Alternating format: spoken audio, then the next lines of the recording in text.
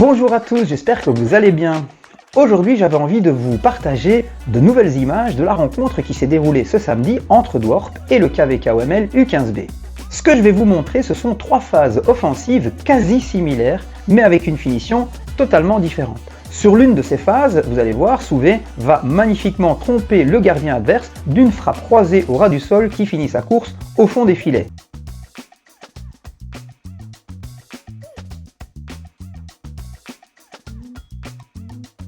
Magnifique. Mais j'ai envie de dire sur les deux autres phases qui sont quasiment les mêmes. Ah, j'aurais apprécié voir un deuxième, pourquoi pas un troisième but. Alors le but de cette analyse c'est quoi? C'est d'essayer de décortiquer ces phases pour voir éventuellement quelles sont les alternatives dans ce genre de situation.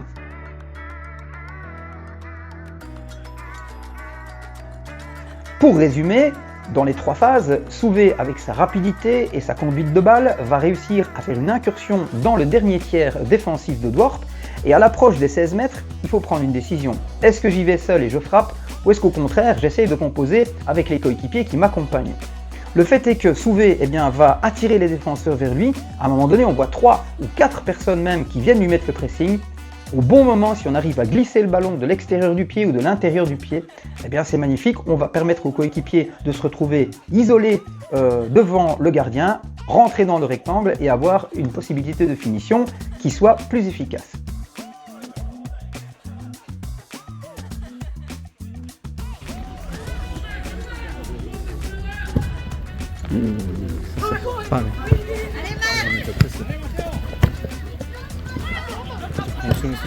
Ouais. Donc là, je regarde les images en même temps. Qu'est-ce qu'on voit? On voit que Souvé approche de la zone des 16 mètres. On voit aussi qu'il y a Thomas et Adem qui sont à l'entrée du grand rectangle. Il y a déjà à ce moment-là une possibilité de passe. Là, voilà, vous voyez l'espace libre. On voit bien qu'il y a possibilité pour Adem et Thomas de se retrouver seuls devant le but s'il y a une passe. Bon, Souvé fait le choix d'essayer de frapper. Et malheureusement, voilà, la balle ne finit pas au fond des filets, mais là l'idée effectivement, c'est de pouvoir glisser ce ballon sur la droite juste avant, pour avoir Adem et Thomas, on le voit très clairement là, qui sont tout seuls devant le but s'ils reçoivent le ballon.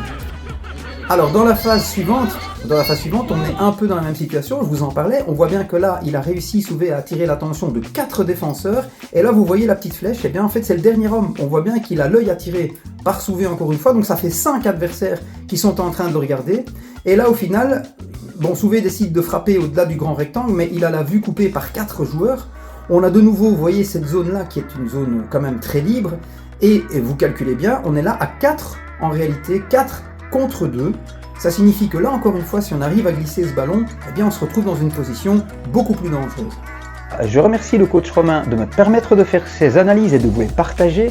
Donc si vous avez des questions, n'hésitez pas à aller vers lui. En ce qui me concerne, je vous souhaite une bonne fin de journée. Vive OML et à nous la victoire!